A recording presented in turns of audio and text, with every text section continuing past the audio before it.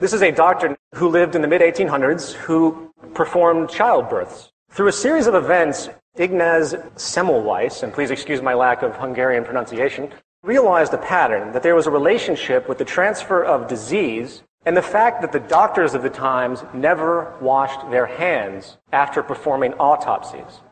The doctors of the time would handle dead bodies in the lower elements of the hospitals, and then they would go up and they would perform childbirths without washing their hands. So this doctor, realizing this pattern, he started to tell his colleagues about this. He's like, hey, you should wash your hands before doing this. He was laughed at and ignored. He published papers, and they were dismissed and ridiculed. And after many years of trying this issue, he was finally committed to a mental institution where he died. It was many years after his death, when Louis Pasteur developed the germ theory of disease, that his observations were finally understood, and people realized what a horrible mistake had been made. People tend not to criticize the social order because they are bound within it.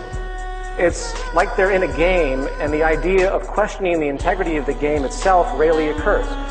In fact, members of society often become so indoctrinated by their socially acceptable norms that each person's very meaning is framed by the dominant established value system, and the interpretation of new information is consciously or even subconsciously pre-filtered to be consistent with their prior biases.